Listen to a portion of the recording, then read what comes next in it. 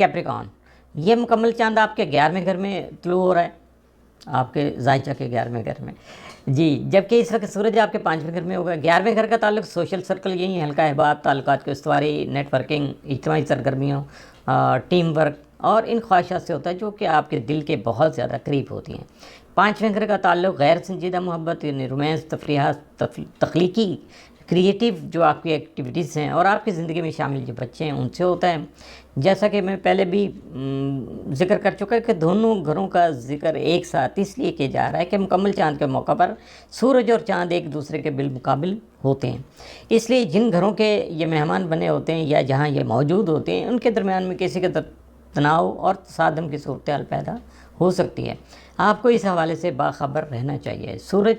जिस घर में भी जाता है उससे मुतल्लिका उमूर में तेज़ी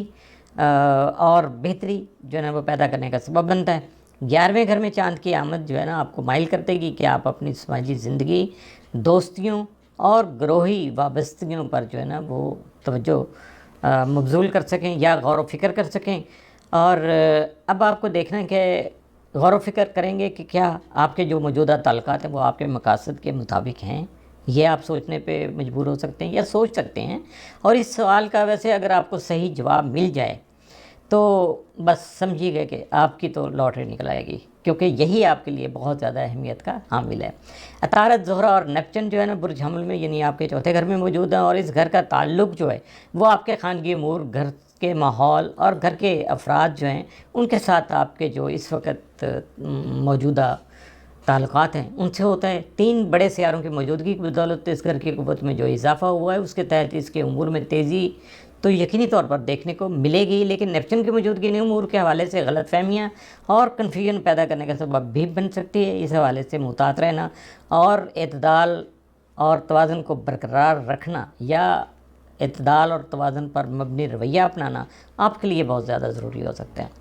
मरीख इस वक्त चूँकि आपके 8वें घर में मौजूद है, इस घर को मुश्तरका असास, नए आगाज़ या नए जन्म, जज्बाती गहराई, ट्रांसफॉर्मेशन और जिनसी ज़िंदगी के साथ मंसूब किया जाता है। इसे मौत का घर भी कहा जाता है, क्योंकि जब ये घर क़ुव्वत में आता है तो मौत किसी न किसी अंदाज़ में हमें जो है ना वो अपने वजूद का एहसास दिला देती है। इसका मकसद आपको यकीनी तौर पर डराना तो नहीं होता, बल्कि ज़िंदगी की कदर व कीमत का एहसास दिलाना ही होता है।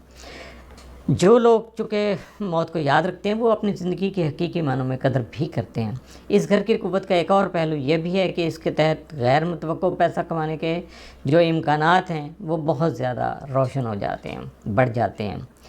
तो ये ऐसा पैसा होता है जिसके लिए आपको एक्स्ट्रा कोई एफ़र्ट नहीं करना पड़ती, ये आपके अपने यानी खाते में पहुंच जाता है, आप तक आ जाता है। ऐसा होने के लिए कई राहें जो है ना वो कुदरत की तरफ से आपको मुहैया कर दी जाती हैं, जिनके बारे में वैसे तो मैं वक्फे से आपको बताता ही रहता हूँ मुख्तलिफ़ वीडियोज़ में। जहाँ भी इसका 8वें घर का जिक्र हो जाता है तो वहाँ ये चीज़ें भी आ जाती हैं। तो इसमें यह भी होता है कि यानी सबसे पहले तो ये है कि ख़ानदानी विरासत में से आपको हिस्सा मिल जाता है, कारोबारी अफराद को हुकूमत की तरफ से टैक्स वगैरह में रिबेट मिल जाती है, स्टॉक एक्सचेंज में की हुई आपकी सरमायाकारी जो बिल्कुल डेड हुई थी, आप मायूस हुआ तो वो अचानक मुनाफा बख्श साबित हो जाती है।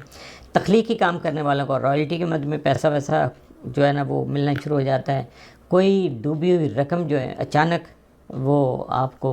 मिल जाती है या आप तक पहुंच जाती है। तो जब ऐसे रकम मौसूल होती है जिसकी तवक्को भी ना हो तो फिर क्या कहने उस वक़्त आपकी खुशी के, आपके जज्बात व एहसासात के। तो मरीख की मौजूदगी के तहत इस घर के उमूर के हवाले से आपकी ज़िंदगी में तेज़ी देखने को मिलेगी, लेकिन 17 मई को मरीख और अतारत के दरमियान में जो तरबी बनेगी उसके तहत कशीदगी की सूरत हाल भी देखने को मिल सकती है। लिहाजा मुहतात रहना आपके लिए बहुत ज़्यादा ज़रूरी होगा। मुश्तरी जो है वो गुज़श्ता साल जून से आपके 6ठे घर में मौजूद है और अगले माह तक, अगले जून तक यानी अगला महीना जून का है तो जून तक वो यहाँ मौजूद रहेगा। 6ठे घर का ताल्लुक़ आपकी सेहत और रोज़मर्रा जो मामलात हैं उनसे मुश्तरका क़यामी उमूर में मुस्बत तब्दीलियाँ लाने का बाइस बन सकता है। ज़ोहल इस वक्त आपके 3रे घर में है। इस घर का ताल्लुक़ सारे अबलाग, कम्युनिकेशन और इल्मी और अदबी जो मशागल हैं उनसे मुतल्लिका या रिलेटेड जो भी अमूर होंगे उनसे आपका होता है। ज़ोहल की यहाँ मौजूदगी के तहत आप इस घर के उमूर के हवाले से पहले से ज़्यादा संजीदगी, डिसिप्लिन और दूरअंदेशी का मुज़ाहिरा कर सकेंगे। तब्दीलियों, बगावत, सरकशी और जिद्दत राजियों का सियारा जो है वो यूरेनस वो पिछले 7 साल से जो है ना बुरी सौर में یعنی آپ کے 5ویں گھر میں موجود ہے، اتنے طویل قیام کے بعد آپ اس کے اثرات سے بخوبی واقف ہو چکے ہوں گے۔ 5ویں گھر کا تعلق غیر سنجیدہ محبت یعنی رومانس، تفریحات، تخلیقی سرگرمیاں اور آپ کی زندگی میں شامل جو بچے ہیں ان سے ہوتا ہے۔ پلوٹو ایک طویل عرصہ سے یا طویل قیام کے لیے اگلا جو فیز آ رہا ہے اس کا وہ آپ کے دوسرے یعنی دولت کے گھر میں جو ہے نا وہ موجود ہے۔ اس کا یہاں ہونا اس گھر کے امور میں گہری تبدیلیوں کا باعث بن سکے گا۔ ہمیں امید ہے کہ یہ تبدیلیاں آپ کے لیے مثبت نوعیت کی ثابت۔ برج دلو ایکویریس، یہ مکمل چاند جو ہے وہ آپ کے 10ویں گھر یعنی کریئر کے گھر میں جو ہے نا ہو رہا ہے، اور سورج اس وقت آپ کے چوتھے یعنی گھریلو ذمہ داریوں کے گھر میں موجود ہے۔ ان دونوں گھروں کا ایک ساتھ ذکر اس لیے کر رہا ہوں کہ مکمل چاند کے موقع پر سورج اور چاند ایک دوسرے کے بالکل مقابلے میں ہوتے ہیں، اس لیے جن گھروں کے یہ مہمان ہوتے ہیں یا جہاں یہ موجود ہوتے ہیں ان کے درمیان میں کسی کا تناؤ اور تصادم کی صورتحال بھی پیدا ہو سکتی ہے۔ آپ کا اس حوالے سے باخبر رہنا جو ہے نا وہ زیادہ ضروری ہوتا ہے۔ سادہ سی بات یہی ہے سمپلی کہ اس مکمل چاند کے موقع پر آپ کو اپنی گھریلو اور پیشہ ورانہ زندگی جو ہے ان کے درمیان میں آپ کو توازن یا بیلنس جو ہے نا وہ قائم رکھنے کا چیلنج درپیش ہو سکتا ہے۔ حالات و واقعات ایسے ہو سکتے ہیں کہ آپ کو یہ ذرا کرنا مشکل ہو جائے، لیکن آپ جب ٹھان لیں گے، سوچ لیں گے تو کر بھی سکیں گے۔ عطارد، زہرہ اور نیپچون اس وقت برج حمل میں یعنی آپ کے تیسرے گھر میں موجود ہیں۔ اس گھر کا تعلق اظہار ابلاغ یعنی کمیونیکیشن اور اعلیٰ تعلیمی اور ادبی مشاغل سے جو یا اس سے ریلیٹڈ جو امور ہوتے ہیں ان سے ہوتا ہے۔ 3 بڑے سیاروں کی موجودگی کی بدولت اس گھر کی قوت میں جو اضافہ ہوا ہے اس کے تحت اس کے امور میں تیزی تو یقینی طور پر دیکھنے کو ملے گی، لیکن نیپچون کی موجودگی ان امور کے حوالے سے غلط فہمیاں اور کنفیوژن بھی پیدا کر سکتی ہے، لہٰذا آپ کو محتاط بھی رہنا ہوگا، یہ سب سے زیادہ ضروری چیز ہے۔ جنگ جدل اور جوش و خروش اور توانائی کا سیارہ مریخ اس وقت برج اسد میں یعنی آپ کے 7ویں گھر میں موجود ہے۔ اس گھر کے حوالے سے اسی ویڈیو میں میں پہلے بھی 2-3 بار ذکر کر چکا 7ویں گھر کا کہ اس کا تعلق جو ہوتا ہے وہ سنجیدہ محبت، دائرین رفاقتوں، قانونی معاملات اور معاہدوں اور شراکت داریوں سے ہوتا ہے جو کاروباری بھی ہو سکتی ہیں اور جذباتی بھی۔ مریخ جو ہے وہ اس گھر کے حوالے سے آپ میں جوش و خروش اور ولولہ پیدا کرنے کا سبب بن رہا ہے، لیکن 17 مئی کو اس کے اور عطارد کے درمیان میں تربیت بنے گی جس کے تحت مریخ کی توانائی تلخی کی طرف مائل ہو سکتی ہے۔ اس کے منفی اثرات سے بچنے کے لیے آپ کا معتدل اور متوازن رہنا بہت ضروری ہوگا۔ اب سنجیدہ محبت کی جو بات کر رہے تھے 7ویں گھر سے ریلیٹڈ جو ہے، تو اس کے ساتھ ساتھ غیر سنجیدہ محبت یعنی رومانس کی بات جو ہے نا وہ اگر ہو تو میرے خیال میں اس کا بھی کوئی مذائقہ نہیں ہو جانا چاہیے کہ مشتری جو ہے اس وقت وہ آپ کے 5ویں گھر میں یعنی غیر سنجیدہ محبت، تفریحات، تخلیقی سرگرمیوں اور آپ کی زندگی میں شامل جو بچے ہیں ان سے منسوب گھروں میں پچھلے سال جون سے براجمان ہے۔ مشتری کے قیام نے اس گھر کے امور میں بہت ساری مثبت تبدیلیاں پیدا کی ہیں۔ ابھی مزید ایک لگ بھگ رہ گیا 1.5 ماہ، تو یہ یہیں رہے گا۔ اس کے لیے جتنے فائدے آپ اس سے اٹھا سکتے ہیں اٹھانے کی کوشش کیجیے گا۔ زحل اس وقت آپ کے دوسرے گھر میں موجود ہے۔ زحل کے علاوہ راہو بھی اسی گھر میں موجود ہے۔ راہو برج حوت میں اور کیتو جو ہے وہ برج سنبلہ میں۔ اس بارے میں یہ آپ کو جاننا ہوگا یا سمجھنا ہوگا کہ راہو کا کام معاملات کو کھولنا اور کشادہ کرنا ہے، جبکہ کیتو کا کام غیر ضروری چیزوں اور بندروں کو کاٹنا اور الگ کرنا ہوتا ہے۔ دوسرے گھر کا تعلق آپ کے مالی امور سے ہے۔ زحل کی یہاں موجودگی کے تحت آپ اس گھر کے جو متعلقہ امور ہیں ان میں زیادہ سنجیدگی اور ڈسپلن جو ہے وہ اس کو دیکھ پائیں گے اور اس سے کام بھی لے سکیں گے۔ مالی امور میں سنجیدگی اور ڈسپلن سے بڑھ جائیں تو کنجوسی کا روپ دھار لیتے ہیں، یعنی کبھی ایسا بھی ہوتا ہے نا کہ آپ مالی امور کو بہت زیادہ سیریس لے لیں اور اس میں ڈسپلن پہ اتنا زیادہ قابو کو پتہ لگتا ہے کہ بندہ کنجوسی کر رہا ہے، تو اس لیے آپ کو اس چیز کو بھی ذرا مد نظر رکھنا ہے، لوگوں کی باتیں نہیں سننا۔ یورینس پچھلے 7 سال سے برج ثور میں جو کہ آپ کے ذائچہ کا چوتھا گھر جس کو اگر دیکھا جائے چوتھا گھر جو ہوتا ہے خانگی امور کا گھر ہوتا ہے۔ یورینس نے اپنے طویل قیام کے دوران اس گھر کے امور میں خاصی ہلچل مچائی ہوئی ہے۔ بہرحال اب یہ یہاں سے رخصت ہونے کی تیاری سمجھ لیجیے گا، چونکہ ابھی تھوڑا ٹائم رہ گیا، پھر یہاں سے یہ نکل جائے گا، پھر بھی یہ پوری طرح نکلتے نومبر تک کا وقت لے جائے گا۔ پلوٹو اس وقت آپ کے پہلے گھر میں موجود ہے، اس کے ساتھ یہاں راہو بھی موجود ہے۔ پہلے گھر کا تعلق آپ کے ظاہری شخصیت، پرسنل امیج اور جو کچھ نئی شروعات آپ کر رہے ہوتے ہیں ان سے ہوتا ہے۔ پلوٹو اور راہو کی موجودگی جو ہے آپ کو اپنے لیے ایک نئی پہچان جو ہے نا وہ تشکیل کے دینے کی طرف پش کرے گی، اس کے لیے پلاننگ کروانے میں آپ کی مدد دے گی، اور آپ کو آگے بڑھنے میں بھی ایک وہ کیا کہتے ہیں کہ پش اس طرح کا مل جائے گا کہ آپ کو خاصی اس میں سے مدد بھی ملے گی اور حوصلہ بھی ملے گا اور سکون بھی ملے گا، کیونکہ کامیابی جو ہے جب آپ ایسا چھوٹا موٹا کو قدرت کی طرف سے ایک پش مل جاتا ہے نا تو آدمی بہت جلدی برج ہاتھ پائسس، یہ جو مکمل چاند ہے ہاتھ والوں کے 9ویں گھر میں ہو رہا ہے، اس کے جب یہ یہاں مکمل ہو رہا ہوگا نظر آئے گا تو اس وقت سورج آپ کے تیسرے گھر میں ہوگا۔ اور اب دونوں گھروں کا ذکر میں بار بار اس لیے کر رہا ہوں کہ مکمل چاند کے موقع پر سورج اور چاند ایک دوسرے کے بالمقابل ہوتے ہیں،